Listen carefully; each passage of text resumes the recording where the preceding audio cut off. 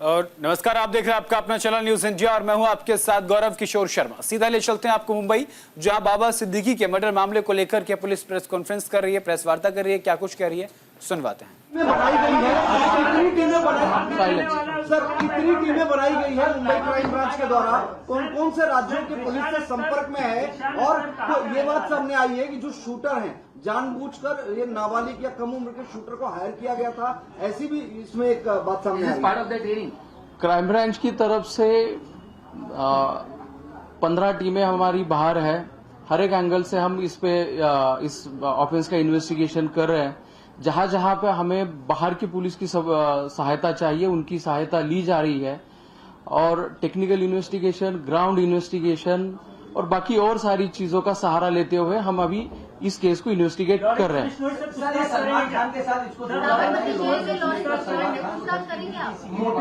जैसे कि आप अभी बोल रहे हैं कि लॉरेंस बिश्नोई या फिर सलमान खान या फिर और भी कोई एंगल होगा, तो इन सभी एंगल से हम जांच कर रहे हैं।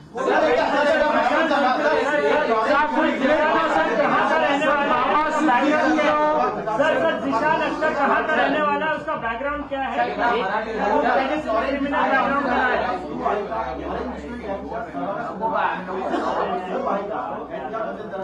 आम्ही सगळेच अँगल, जसं मी आता सांगितलं की लॉरेन्स बिश्नोई गँग असो किंवा इतर जे अँगल्स तुम्ही तुमच्या प्रश्नांमध्ये आता बोललात, या सगळ्या अँगल बद्दल आमच्या टीम्स कडून तपास केला जातो।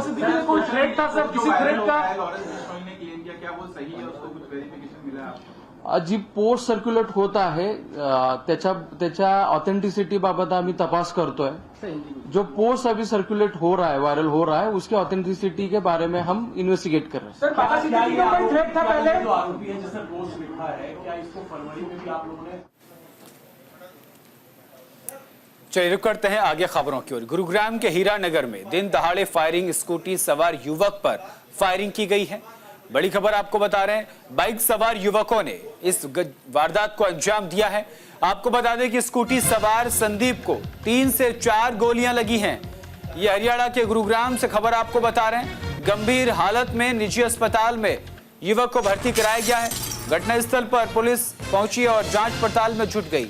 पुलिस प्रशासन हमलावरों की तलाश में जुटी हुई है। आपको बता दें कि गुरुग्राम पुलिस गुरुग्राम के हीरानगर में दिन दहाड़े एक सनसनीखेज वारदात को अंजाम देने के बाद जांच पड़ताल के लिए पहुंची है। वहां पर आपको बता दें कि स्कूटी सवार युवक संदीप पर बाइक सवार 2 से 3 युवकों ने ताबड़तोड़ गोलियां बरसाई, जिसमें संदीप को 3 से 4 गोलियां लगी। संदीप को गंभीर हालत में निजी अस्पताल में भर्ती कराया गया। युवक के पैर और पेट में गोली लगी है। बताया जा रहा है कि गुरुग्राम के हीरानगर में आरओ का काम करने वाले युवक को गोलियां मारी गई हैं। शुरुआती जांच में आपसी रंजिश का मामला बताया जा रहा है। संदीप और मंजीत डांडा दोनों बिजनेस पार्टनर थे और बीते कुछ समय से अलग अलग बिजनेस कर रहे थे। बस इसी रंजिश के चलते मंजीत डांडा ने अपने साथियों के साथ मिलकर संदीप पर फायरिंग कर दी। बहरहाल गुरुग्राम पुलिस ने मौके पर पहुंचकर मामले की तफ्तीश शुरू कर दी है और हमलावरों की तलाश में जुट गई है।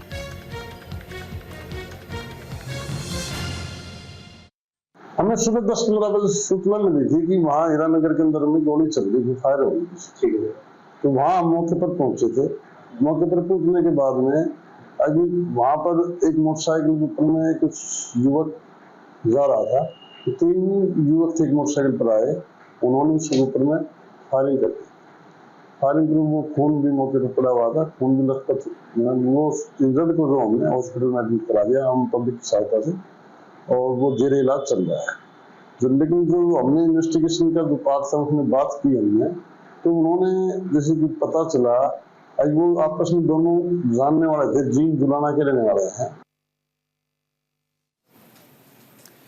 बाबा सिद्दीकी हत्याकांड का हरियाणा कनेक्शन निकलकर सामने आया है। बाबा सिद्दीकी हत्याकांड के कैथल से जुड़े तार नजर आ रहे हैं। ये बड़ी खबर, बड़ी जानकारी आप तक पहुंचा रहे हैं। कैथल जिले का एक आरोपी रहने वाला है जिसका नाम है गुरमेल। गुरमेल हरियाणा के कैथल का रहने वाला है। हरियाणा एसटीएफ आरोपी की जानकारी जुटाने में जुट गई है।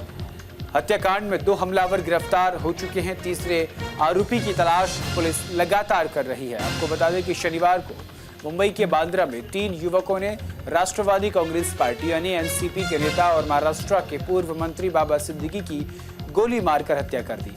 पुलिस ने मामले में 2 हमलावरों को गिरफ्तार किया है, जबकि तीसरे की तलाश जारी है। पकड़े गए 2 आरोपियों की पहचान हो चुकी है। एक आरोपी हरियाणा के कैथल जिले का रहने वाला बताया जा रहा है। मुंबई पुलिस के मुताबिक पूछताछ में आरोपियों ने खुद को लॉरेंस बिश्नोई गैंग का सदस्य बताया है। मुंबई पुलिस के मुताबिक गिरफ्तार 2 आरोपियों में से एक की पहचान गुरमेल बलजीत सिंह के रूप में हुई है, जो मूल रूप से हरियाणा के कैथल जिले का रहने वाला है।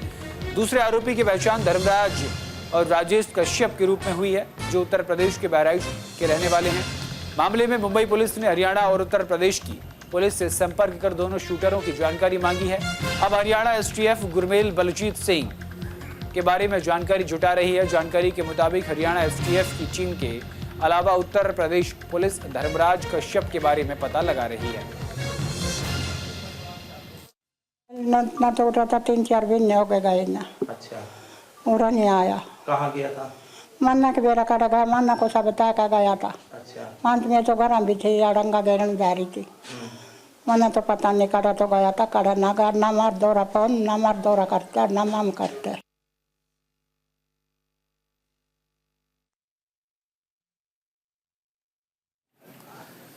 तो बाबा सिद्दीकी हत्याकांड के तार अब उत्तर प्रदेश के बाद हरियाणा से जुड़ते हुए नजर आ रहे हैं।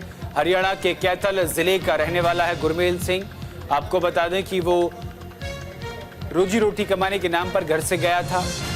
परिवार में आर्थिक तंगी है। हालांकि अब एसटीएफ इस पूरे हत्याकांड में हरियाणा में जांच पड़ताल में जुट गई है। आप जिस शख्स को लाल घेरे में देख रहे हैं, इसी का नाम है गुरमेल और ये हरियाणा के कैथल जिले का रहने वाला है। और इसकी अब एसटीएफ, हरियाणा एसटीएफ इसके बारे में जानकारी जुटाकर महाराष्ट्र पुलिस को देगी। फिलहाल पुलिस के ताबड़तोड़ दौरे लगातार जारी हैं कैथल में। और कैथल से ये खबर आपको बता रहे हैं, तस्वीरें हम आपको गुरमेल के गांव की दिखा रहे हैं, जहां पर चौथा आरोपी जो फरार है वो रहता है।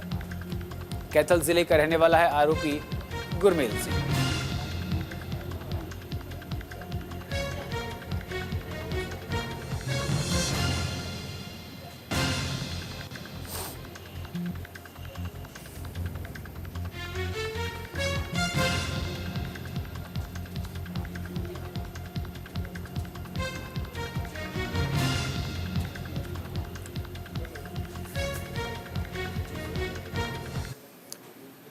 और इसी खबर पर ज्यादा जानकारी के लिए हमारे कैथल से संवाददाता शैंकी हमारे साथ जुड़ गए हैं। शैंकी, जिस तरीके से एक खबर आई बाबा सिद्दीकी के हत्याकांड को लेकर के, उसके तार पहले उत्तर प्रदेश से जुड़े, अब हरियाणा के कैथल जिले से जुड़ते हुए नजर आ रहे हैं। गुरमेल के बारे में आपके पास क्या क्या जानकारी है? क्या ये आदतन अपराधी था?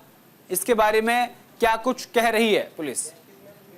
बाबा सिद्दीकी हत्याकांड जो हुआ है, जो मुंबई के अंदर जो शूटर के द्वारा जो उन्होंने शूट किया है, जो बाबा सिद्दीकी को मृत किया है, उन्होंने गोली मारी है, वो लगातार कैथल जिले का, अगर मैं बात करूं, वो व्यक्ति जो है वो कैथल जिले के जो पास में गांव है नरर गांव का रहने वाला है। और 31 मई 2019 को कैथल का जो 11 रुद्राक्षी मंदिर है उसके पास में उसने बर्फ का जो सुआ होता है उस पर लगातार 52 वार करने के बाद उसने उस व्यक्ति को मौत के घाट उतारा था। लेकिन पुलिस अब लगातार इस मामले को जांच कर रही है। शुरुआती जांच में अगर बताए तो ये जो व्यक्ति है वो गैंगस्टर लॉरेंस बिश्नोई के गुर्गों के साथ संबंध बताए जा रहे हैं। और ये व्यक्ति जो जब से ये जेल में था उसी समय से लगातार उनके संपर्क में था। जैसे ही ये बाहर आया तो बाहर आने के बाद वो घर एक बार आने के बाद उसके बाद ये वापिस मुंबई चला गया और मुंबई जाने के बाद उसने ये जो इतना बड़ा हत्याकांड है वो हत्याकांड उसने किया। बिल्कुल, इसका मतलब ये जो अपराधी है गुरमेल सिंह, पहले से इसका आपराधिक रिकॉर्ड है। परिवार में कौन कौन है? पारिवारिक लोग क्या कुछ कह रहे हैं? बात करने की कोशिश की आपने? पारिवारिक उसकी दादी है फुल्लो देवी, उसने बताया कि जो उसका पोता है उसने पिछले दिनों से उसको जो है दखल अंदाज किया हुआ है और घर से बेघर किया हुआ है और उनका उनसे कोई लेना देना नहीं है, ना उनसे कोई बातचीत होती है। और फुल्लो देवी का कहना है कि जो पिताजी है वो पहले ही मर चुके हैं, लेकिन हमारा जो है परिवार में ना उसके साथ कोई आना जाना ना कोई लेना देना। अगर वो ऐसा होता तो इस तरह के वारदात को इंजाम ना देता। 2019 के अंदर भी उसने एक बहुत बड़ी वारदात को इंजाम दिया था। 11 रुद्राक्षी जो मंदिर है कैथल का, बहुत प्राचीन मंदिर है और शिव जी का मंदिर है, उसके पास उसने बर्फ के सुए से लगातार 52 बार करके उस व्यक्ति को मौत के घाट उतारा और जो लॉरेंस बिश्नोई है, उस लॉरेंस बिश्नोई के गुर्गे के साथ उसने संबंध बनाए और जैसे ही वो जेल से बाहर आया और बाहर आने के बाद वो मुंबई चला गया। और इतना भी सूत्रों के हवाले से बताई जा रही है कि वो पैसों के अंदर कहीं ना कहीं डील हुई होगी और पैसों के डील के कारण उसने इतनी बड़ी वारदात को अंजाम दिया। शंकी, एसटीएफ की तरफ से कोई आधिकारिक बयान सामने आया है गुरमेल को लेकर के? क्योंकि हरियाणा एसटीएफ लगातार उसके बारे में छान पड़ताल कर रही है। जो पुलिस है वो लगातार छानबीन में लगी हुई है, लेकिन जो पिछले अगर महीनों की बात करें, वहां के आसपास के लोगों का जो सूत्रों के हवाले से खबर मिली है, वो लगातार पिछले 6 महीने से वो यहाँ गांव में नहीं आया, सिर्फ 1 या 2 दिन के लिए गांव में आया था और गांव में आने के बाद उसके बाद वो वापिस चला गया, पता नहीं कहाँ गया। और वहां के लोगों का कहना है कि वो किनके संपर्क में आया, कहाँ गया, लेकिन इनके घर का और पड़ोसियों का या किसी तरह के गाँव के लोगों का उनका कोई लेना देना नहीं है।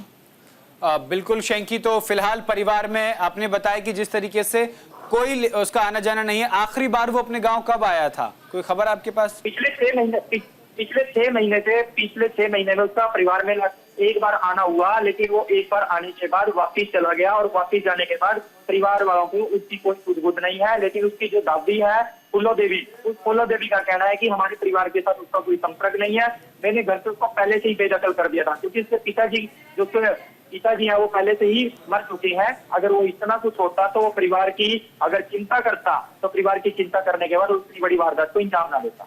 बिल्कुल, बहुत बहुत शुक्रिया शंकी तमाम जानकारी के लिए।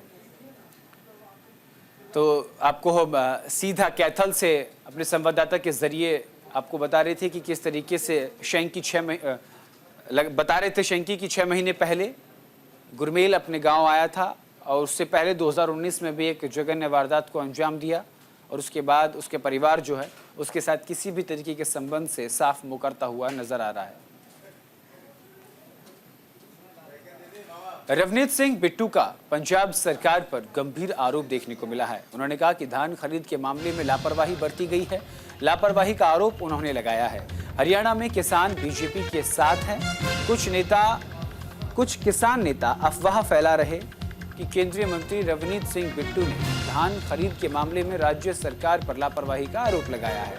राज्य में धान खरीद को लेकर उन्होंने कहा कि केंद्र सरकार की ओर से पंजाब सरकार को एमएसपी की राशि मुहैया करा दी गई है, लेकिन राज्य सरकार और किसान नेताओं की कथित मिलीभगत के कारण इनका भुगतान नहीं हो पा रहा है। उन्होंने कहा कि हरियाणा में बीजेपी की जीत से स्पष्ट संदेश है कि किसानों समेत समाज के सभी वर्ग पार्टी के साथ हैं, लेकिन कुछ किसान नेता गलत संदेश फैला रहे हैं।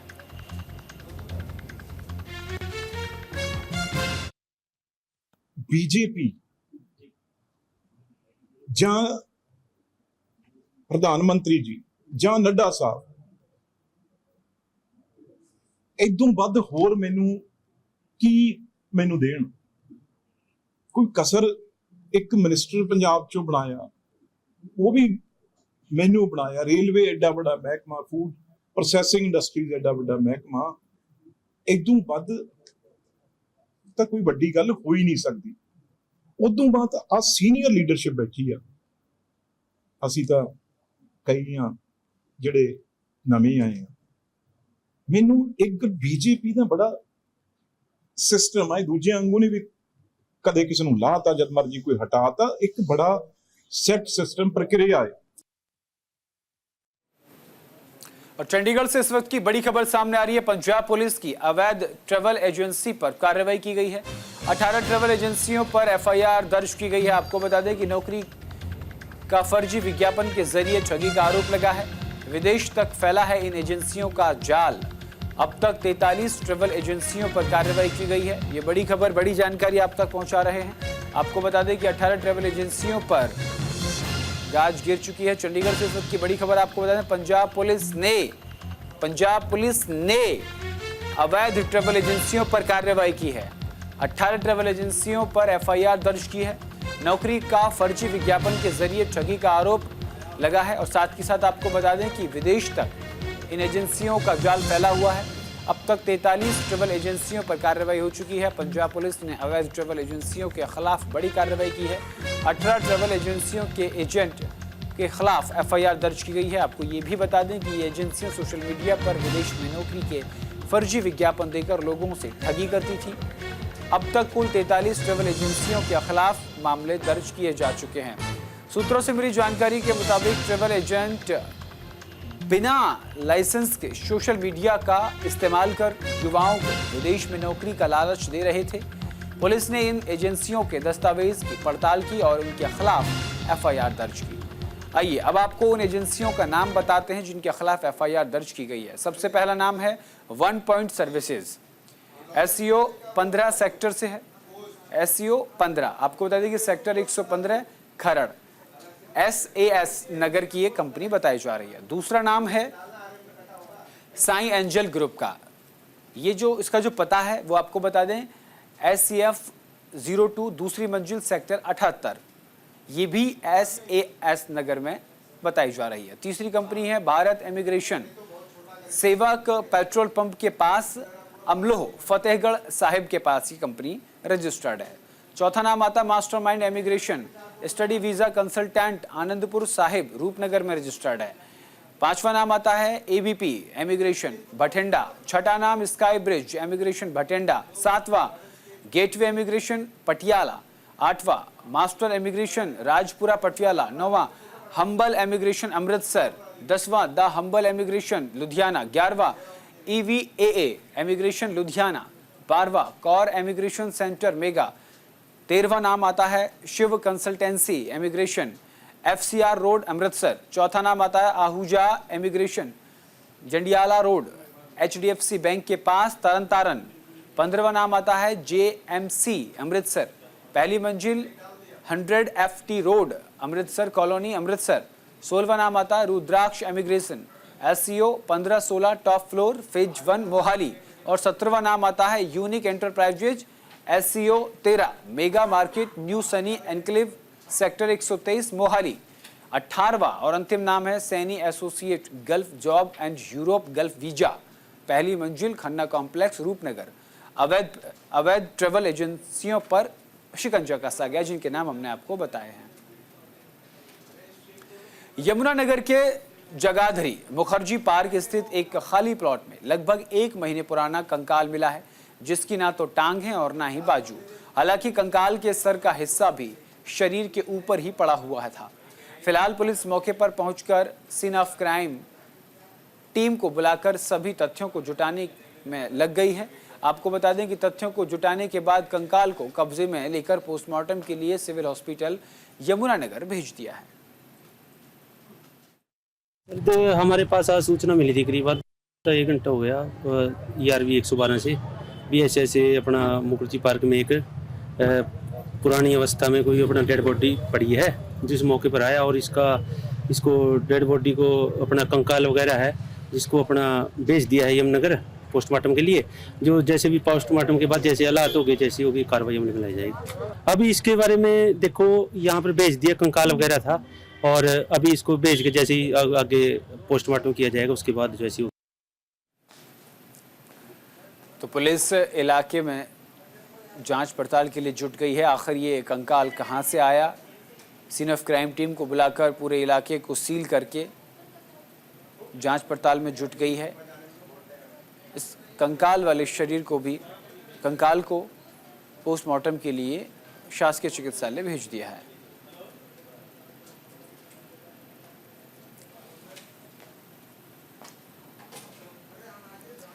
यमुनानगर के जगाधरी मुखर्जी पार्क के एक खाली प्लॉट में लगभग 1 महीने पहले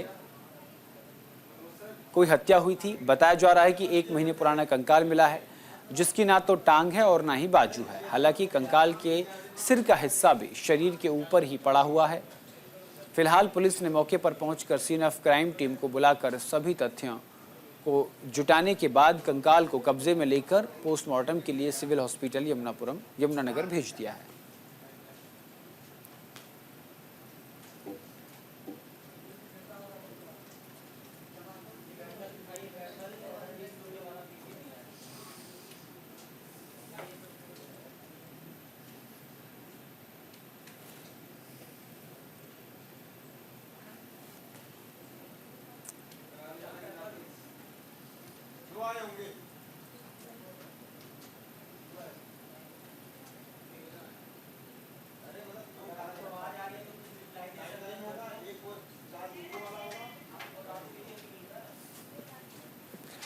कांग्रेस नेता रणदीप सुरजेवाला की पीसी एमएसपी को लेकर सवाल उठाए हैं। ये बड़ी खबर, बड़ी जानकारी।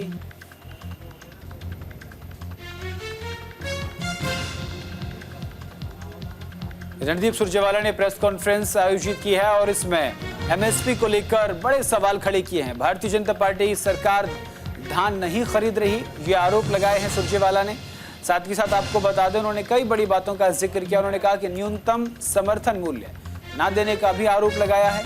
सुरजेवाला ने हरियाणा सरकार पर निशाना साधा है।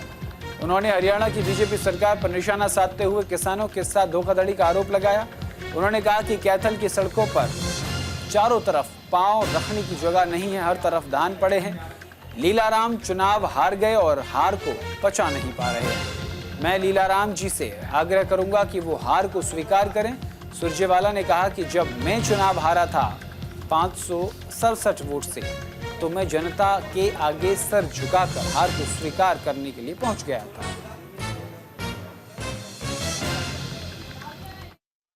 कैथल और हरियाणा का किसान, आड़ती, मजदूर धान खरीद में धांधली, कुप्रबंधन और बेकायदगी उनसे आज पूरे हरियाणा में उत्पीड़ित है। न तो भाजपा सरकार धान की खरीद कर रही, न किसान को न्यूनतम समर्थन मूल्य यानी एमएसपी मिल रहा। हजारों करोड़ रुपए का नुकसान हरियाणा का किसान और खेत मजदूर झेल रहा है। मौजूदा मुख्यमंत्री श्रीमान नायब सैनी ने किया था, इसीलिए मैंने उनका वीडियो पहले आपको दिखाया और इसकी मैं एक प्रतिलिपि आपको भेज रहा हूं। पर आज पूर्व घोषित 2320 रुपये प्रति क्विंटल का एमएसपी भी नहीं मिल रहा और किसान 2000 और 2100 रुपये प्रति क्विंटल पर कैथल सहित पूरी मंडियों के अंदर आज धान बेचने को, लूटने और पिटने को मजबूर है। फिलहाल के लिए मेरे साथ इस बुलेटिन में इतना ही। देश और दुनिया की तमाम बड़ी और अहम खबरों के लिए देखते रहिए सिर्फ न्यूज़ इंडिया। नमस्कार।